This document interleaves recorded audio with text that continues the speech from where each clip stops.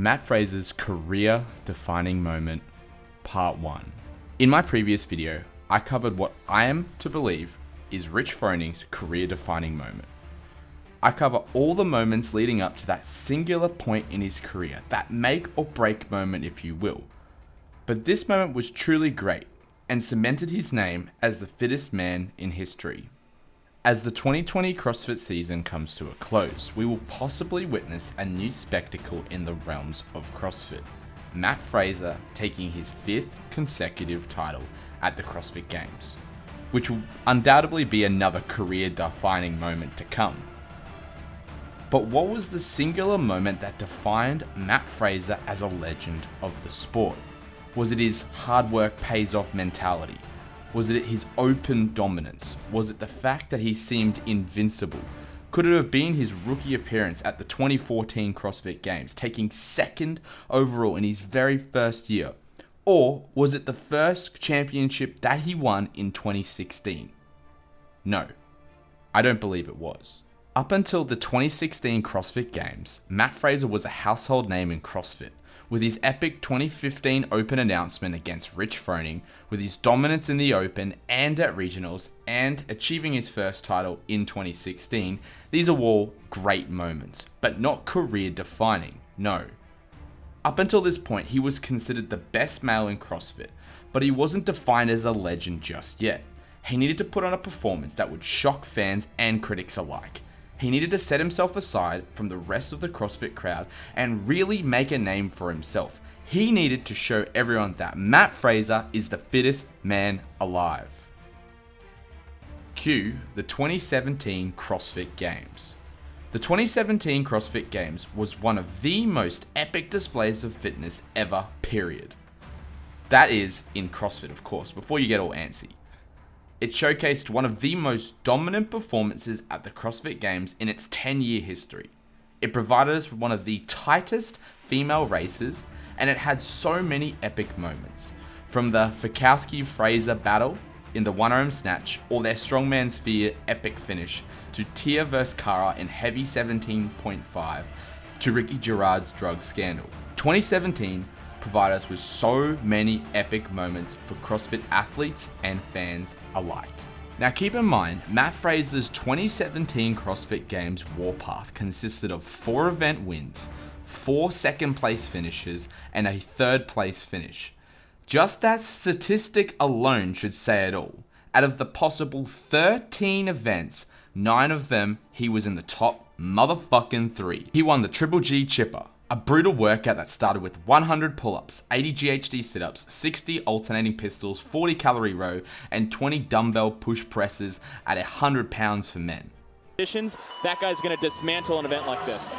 15-minute time cap starts with 100 pull-ups. 100 total reps, something to keep in mind, a rule from the head judge, Adrian Bob. Ahead of the rest of the field. Now this is one guy, if he gets his hands on the dumbbell ahead of you, it's gonna be a hard fight to get back ahead of him. Yeah, no offense to Logan Collins and Yonakoski, but you might be in trouble despite being tied for the lead, because Matt Fraser is going to move that dumbbell with ease. 100-pound dumbbell, 20 reps, shoulder to overhead. They'll advance it every 5 reps, they'll also alternate arms every 5 reps. But he's falling behind just a bit, and Matt Fraser with 4 reps remaining, working towards rep number 300. A year ago, 7 second place finishes, 1 event win. Matt Fraser will get yet another event win this time, and 100 more points to increase his dominant lead here in the games through 6 events. His 2nd event win for the weekend was on the muscle up clean ladder, giving athletes 11 minutes to complete 4 muscle ups and 2 cleans,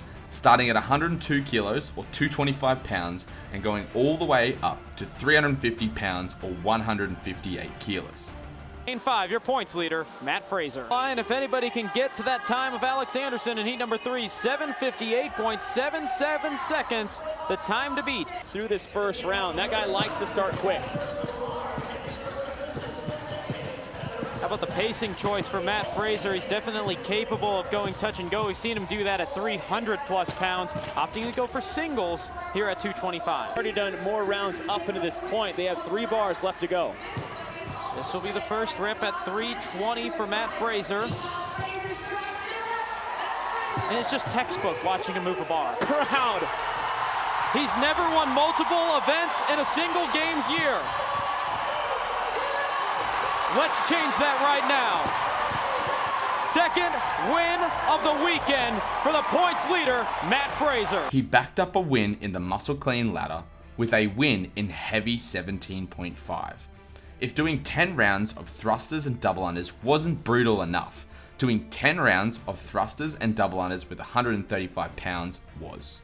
10 in the point standings are here to close out Saturday night in men's competition. Event 10 underway. But either way, he will watch Matt Fraser completely put on a show here on Saturday night. Team Reebok CrossFit Games, he didn't need it. He's going to get it anyway. 100 more points for Matt Fraser, and he can do it walking to the platform. He finished off his weekend winning spree with the 2-2-2-3 intervals.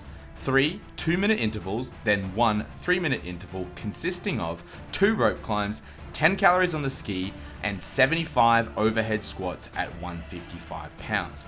After each round, they rested 1 minute with a time cap of 12 minutes in total. The buy-in is underway for our first of 4 intervals, the first of 3 2-minute ones, 2 rope climbs to the top of that just incredibly tall Rogue A-frame rig. New leader, Matt Fraser. Mathematically, he needs to be beyond rep number 50 if he wants to finish this event. Not just this season, but last season as well. And he continues to march down the floor here in this event. 3 event wins in his first 3 years, 4 this weekend from Matt Fraser. Even though these 4 event wins were impressive, it is the final event at the 2017 CrossFit Games that I'm more concerned about. See, I believe that event 13 was Matt Fraser's first career-defining moment. Coming into the final event, which was Fibonacci, consisting of 5, 8, 13 reps for time of parallel handstand push-ups at 14 inches and kettlebell deadlifts with 2 of them at 203 pounds, and then a 89-foot kettlebell overhead lunge at 2 53-pound kettlebells. It wasn't specifically his performance in this event. Yeah, he managed second place overall. It wasn't the fact that in 2018, he beat his own Fibonacci time by 1 minute and 9 seconds. It wasn't the fact that Matt Fraser was leading by 200 points coming into that last event, which means he literally could have taken a seat and just chilled the fuck out while everyone else competed the final event. He finished the final event at the 2017 CrossFit Games. Like second place, Brent Fikowski was only 1 point behind him. He won his heat even though he didn't actually need to. He stood in front of the crowd at the Madison, Wisconsin Coliseum and smiled as he took second place and his second CrossFit Games title. This is what opened our eyes as fans, as athletes, and to anybody out there watching CrossFit to just how good Matt Fraser is. Matt Fraser made a declaration that he was here to be one of the greats. In 2017, he makes that declaration again with an exclamation point. Once again, Matt Fraser is the fittest man on earth.